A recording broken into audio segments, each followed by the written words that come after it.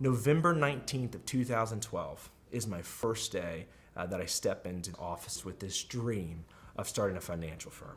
And with a mentor that I knew could guide me there, a year or two in. And he says, you remember when we talked, you and the entrepreneurship and the growing something? I think the reason why you were blessed with that case and serving and helping that family was because you're supposed to use that income, not for you and Jacqueline, but you're supposed to use it to start a company. So I had this, this joy and this fulfillment and this, I'm already helping these people. I'm already doing something that I love in finance. I'm meeting them in a spot when they're most fearful and vulnerable. Like, I love that. Could I teach others how to do it? And that's when it all started. I didn't exactly know how to recruit, and so I give so much credit to where the organization has gone to one of my first, I think he was like third or fourth hire. His name's Hunter. So we're starting to scale, we're starting to grow, and this is 2014, okay? And so 15, it just seems like everywhere we turn, right things are happening. It gets to this spot where it gets to be 2016, and we start realizing we're growing. Like we've got people here and they're good, and we have a model that's actually making people really good, really fast, even though they're young. And I think that's when we're like, we got to come up with some type of name. So Kyle's another one of our business partners and founders. He ends up saying there was this sermon around Ecclesiastes 4:9. And this whole sermon was around this idea that when two people actually unite together for a common purpose, and they believe in each other over themselves, and they believe in the mission, right, more than themselves, then special things can happen. I said, what do we think? And everyone kind of looks around.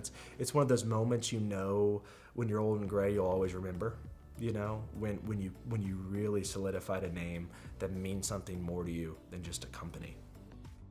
At that time, we were winning so many awards and so many things, and I was talking on so many events and being recognized and all these things that were great.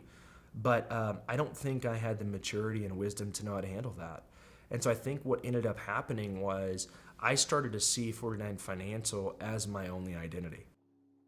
August 2016, I'm sitting in our conference room. We've got clients in there. Meeting's going well, and all of a sudden, I can't see anything.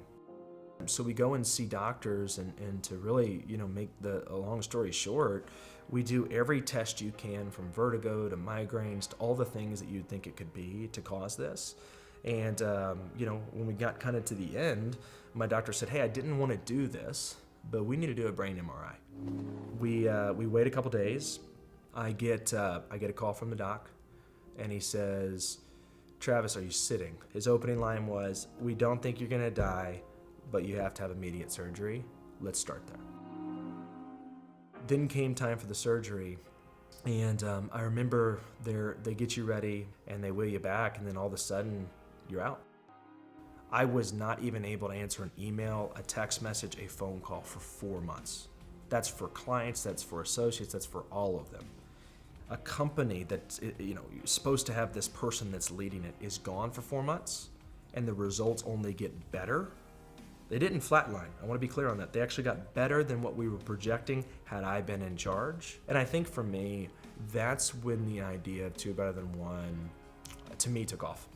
That was something that I think we'll always look back on, that proved that the model wasn't just a few people trying to grow a company. It was, we are doing this together. And I think it's really the foundation that's caused the things that have happened since then. That's how 49 was born. And that's I think why we love the idea of two better than one.